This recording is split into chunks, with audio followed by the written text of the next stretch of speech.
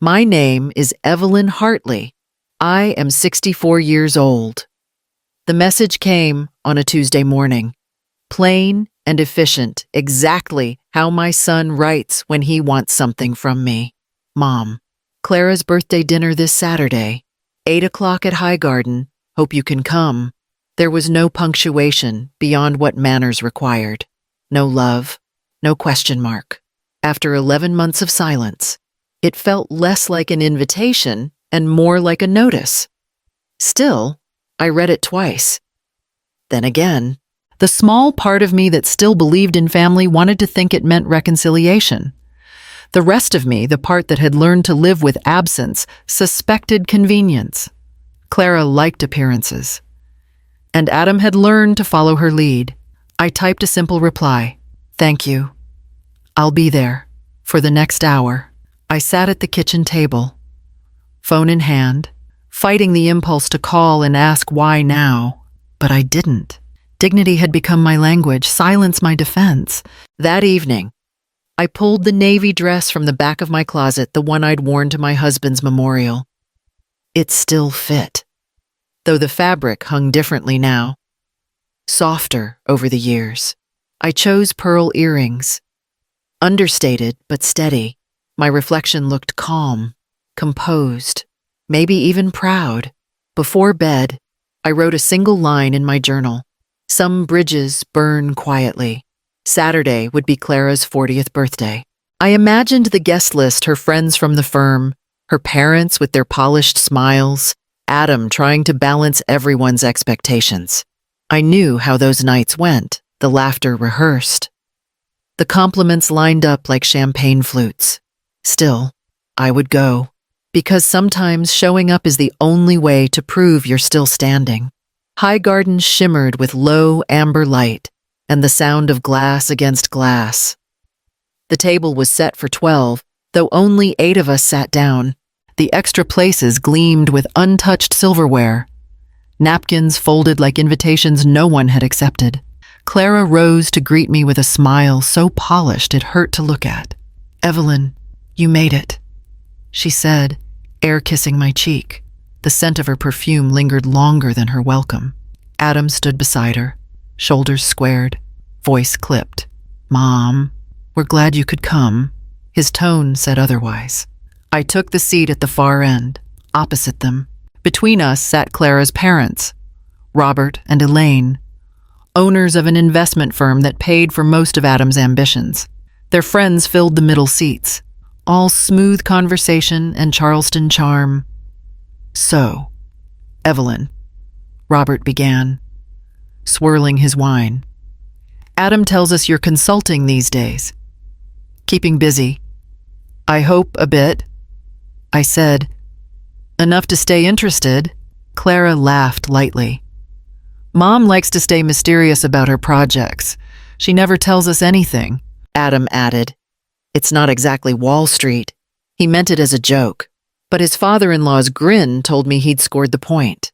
I smiled. No, it's not Wall Street, but it pays the bills. Elaine leaned forward. You always were so independent. That must be exhausting. Sometimes it's peaceful, I said. The waiter appeared with champagne. Toasts began Clara's success at the firm, their new vacation house, a child someday soon. Each cheer left me further from the circle, the distance thickening like smoke. Adam's eyes caught mine once. There was something there, tension or guilt. But he looked away quickly, refilling Clara's glass. The conversation rolled on without me. I traced the rim of my glass, watching the untouched place settings shimmer under candlelight. The laughter around me sounded like music played in another room, familiar but no longer meant for me. Dinner had barely begun when the conversation turned on me. It always did. Eventually, Clara's mother was the first to open the door. Evelyn, dear, Adam tells us you've stepped back from the corporate world. Early retirement must be lovely. Her tone was syrupy, the kind that left a sting afterward. I smiled. I wouldn't call it retirement. I still take on projects that interest me. Clara tilted her head, wine glass between her fingers. Oh, yes, your little consulting thing. Adam says you keep busy with that. My little consulting thing, I repeated softly. It's adorable, she continued. You've always been so independent. I told Adam it must be hard for you to slow down after all those years working. Still, at least it gives you something to do. Adam laughed. Too quickly. Mom's always been restless. I think she'd lose her mind without a project or two. I looked at him. You think so? He froze for half a beat, then smiled at the table. Well, you were never the stay-at-home type. Robert, his father-in-law, chuckled. A woman who likes control. I respect that, Elaine added. Until it becomes loneliness. The words landed sharper than she intended, or maybe exactly as she intended. I lifted my glass, keeping my voice level. I like quiet. It gives me room to think about what Clara asked, her tone feather light, work life, maybe how to spend all that free time about everything I still plan to do. I said. For a moment, no one spoke. Then Adam reached across the table to brush Clara's wrist, his way of smoothing things over. Mom's just teasing. She means well. I know, I said. It's what families do best. Clara's smile didn't falter, but her eyes narrowed slightly, as if she'd lost control of something she meant to enjoy. The waiter arrived with sea bass, and the table filled with polite compliments about the food. But the laughter had changed just a shade tighter, a degree colder. I kept my hands folded on my lap. Beneath the linen napkin, they were trembling. The plates had just been cleared when Clara leaned toward Adam and touched his arm. You should say a few words, she said softly, though everyone could hear her. Adam hesitated for effect, then rose with his wine glass. The conversation at nearby tables faded, as if the restaurant itself knew to listen. I just want to thank everyone for coming, he began, smiling at his guests. His tone practiced. Tonight isn't just about Clara's birthday. It's about family. The people who show up, who stay loyal, who put others first. Clara's hand brushed her hair back. Pleased. Adam continued, voice smooth as marble. Family means more than blood. It's about shared values, shared priorities. Some people forget that. The first ripple of discomfort passed through the table. Robert coughed lightly. Elaine sipped her champagne. I set down my fork and watched him. His eyes didn't meet mine yet. He went on. I'm lucky to have a wife who understands sacrifice and responsibility. Clara reminds me that family is something you invest in, not something you walk away from. A few nervous laughs followed. My chest tightened, but I kept my face calm. Clara smiled at the attention, looping her arm through his. That's sweet, darling, she said, though her gaze flicked toward me. Adam lifted his glass higher. To the ones who carry the family name with pride, and to those who taught us what not to become. The words dropped like stones. For a second, no one breathed. Even the music seemed to pause. Robert shifted in his seat. Well, that's strong, he said quietly. Adam didn't notice.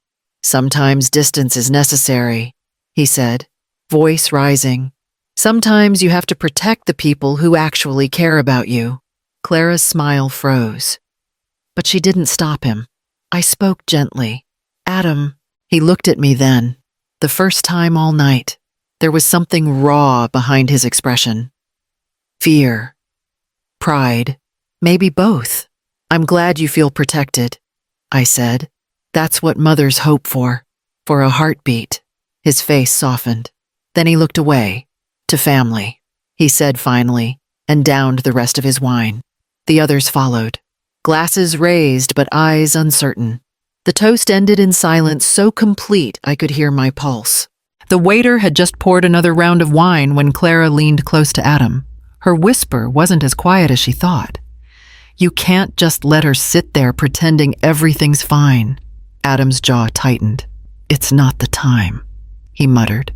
Then when she said, her smile fixed, her voice sharp beneath it. Your friends think she's struggling. They pity you.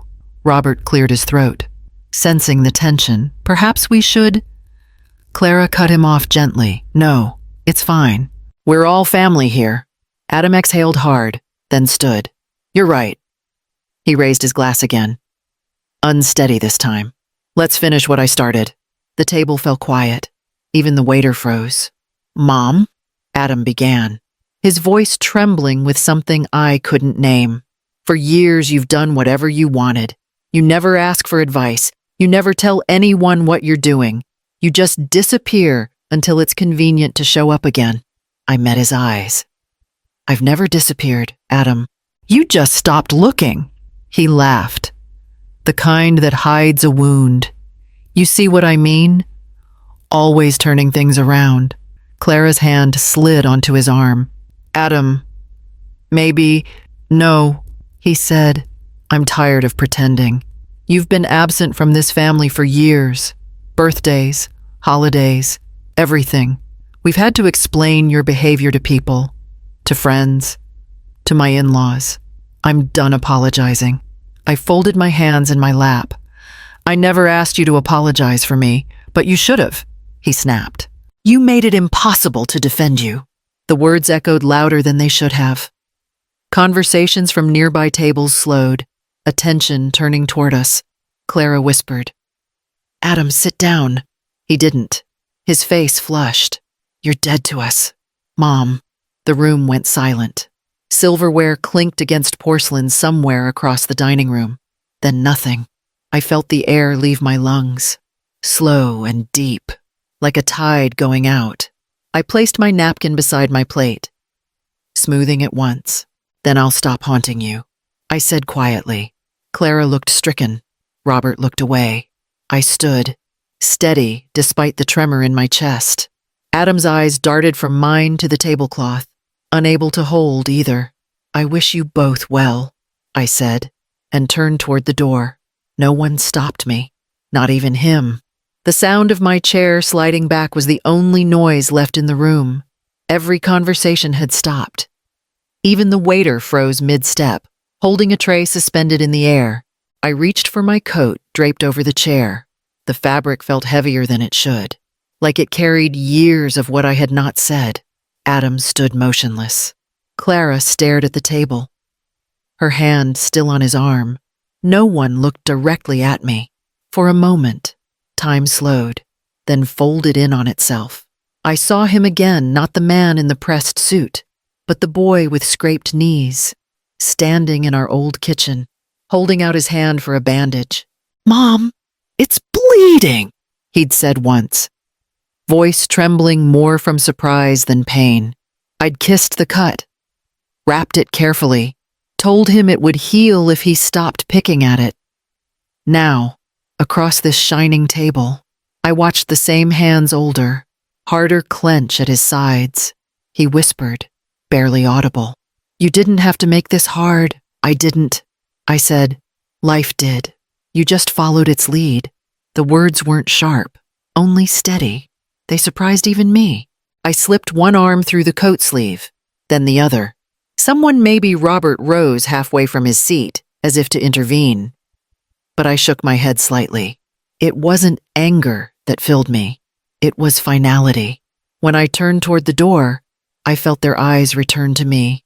Curiosity, mixed with fear. I kept walking.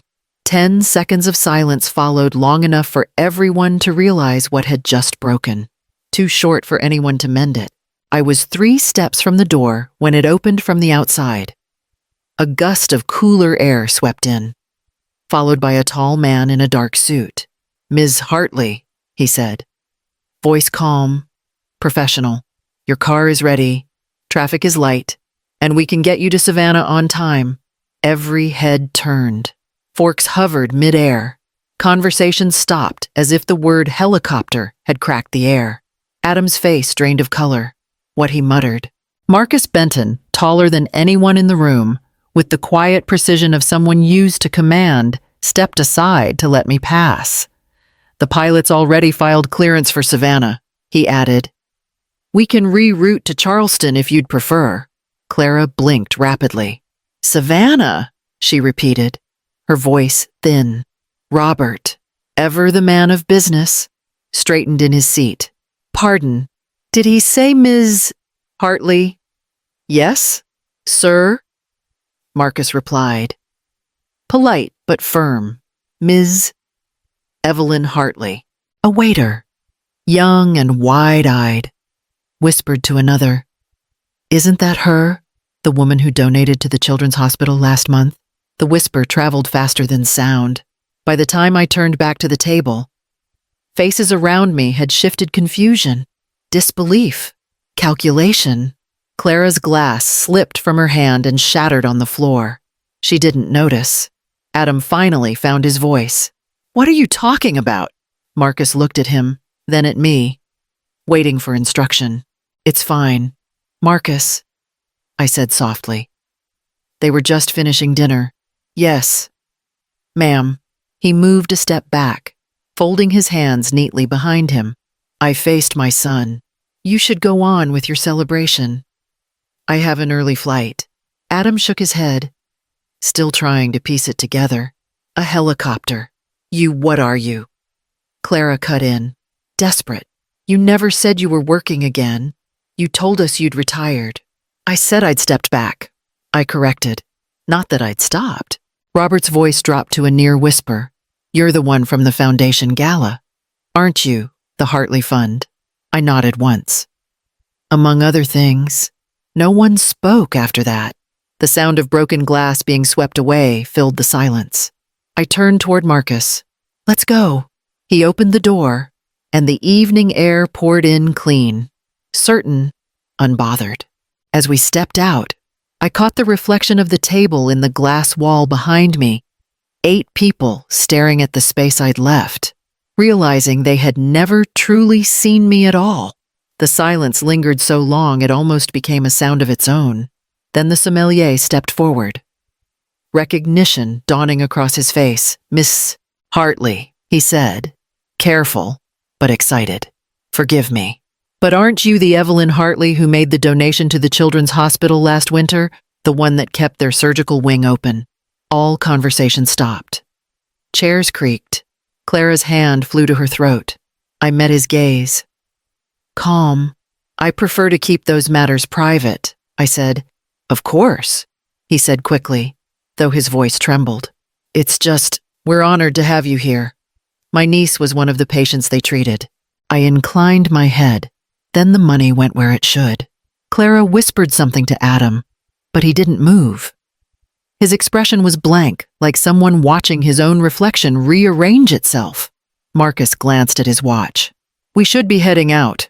Ma'am, the board meeting in Savannah is confirmed for 9. The pilot reports clear weather for takeoff. Robert shifted uneasily. A board meeting, he repeated. You're on? Several, I said. Mostly logistics and education foundations. Keeps me occupied. The sommelier stood there, still smiling, unsure if he should speak again. I nodded at him. Thank you for the wine. James, it was well chosen. He blinked, startled that I knew his name. It was an honor, ma'am. Marcus leaned close. Would you like me to bring the car around first? I said, I'll walk. The manager appeared beside him. Nervous, but eager to please. Ms. Hartley. Your server tells me you left no instructions for payment. I'll handle it now, I said. Charge the dinner to my card and include a generous tip for the staff. The man's mouth fell open. All of tonight's, yes, I said simply. They've had a long evening. He nodded, speechless. Across the table, Elaine whispered, My God. Clara pressed her napkin to her lap, staring down as if the floor might explain something. Adam finally spoke. Why didn't you tell me? I turned to him. You never asked. He took a step toward me, but I lifted a hand small, steady. Not here, not now. For a moment, we just stood there, the air between us full of everything we hadn't said for years. Then I smiled faintly. Enjoy the rest of your evening. Marcus held the door open. As I walked past him, I could hear whispers spreading through the restaurant like wind the hospital. The foundation, the board meeting, outside. The air was cool and still. I paused at the threshold, feeling the quiet catch up to me. "Ready?" Ma'am, Marcus asked. "Yes," I said. Behind the glass wall, the tables still glittered under the lights, but their faces were pale, unsure. Rearranging the meaning of my name, I turned away and stepped into the night. The city was quiet when I returned home. From the balcony, Charleston's harbor glowed in the distance, steady, unbothered, as if it had seen every storm and learned to wait them out. I set my phone on the counter. It lit up almost immediately, 12 missed calls from Adam, 6 from Clara, then messages one after another. "Please answer." We didn't know. "Can we talk?" The sound kept repeating, sharp and insistent, until I turned it face down. Marcus had offered to stay the night, as he sometimes did after long trips. I told him I was fine. When the elevator doors closed behind him, silence filled the apartment like water, rising in a pool, slow, complete, heavy enough to breathe. I poured a glass of water and sat at my desk by the window. The lights of anchored boats flickered across the surface. Tiny movements in the dark. I opened my journal to a blank page. The pen felt cold against my fingers. They said I was dead to them. I wrote the words slowly, each letter deliberate. Maybe that's how I finally came alive. Outside, a low horn from a passing ship rolled across the water. I closed the book, pressing my hand against the cover until the ink stopped glistening. The phone buzzed again, one more call, then another. I didn't look. I stood, switched off the light, and let the room return to shadow. The harbor stayed bright through the glass, a quiet reminder that some things keep shining even when no one's watching. He arrived without calling. I heard the knock before sunrise soft, uncertain. When I opened the door, Adam stood there, thinner than I remembered, holding nothing but a paper envelope. Clara left. He said, his voice cracked on the name. She took the house, the car. Most of what mattered never belonged to us anyway. I stepped aside. "Come in." He hesitated, then crossed the threshold like it cost him something. "I've been thinking about that night," he said quietly. "About what I said. About how I let her talk me into it. I thought success meant proving I wasn't like you. I didn't realize that was the only thing I got right." I watched him struggle to meet my eyes. "You don't owe me apologies," I said. "You owe yourself honesty." He nodded, tears just behind his voice. "I want to start over, Mom." I reached out, touched his arm. "You don't need to call me Mom today. Just call me Evelyn and mean it." He whispered my name like a promise. When he left, the morning light had turned the harbor silver. I walked him to the porch and turned on the light. It stayed glowing long after he was gone.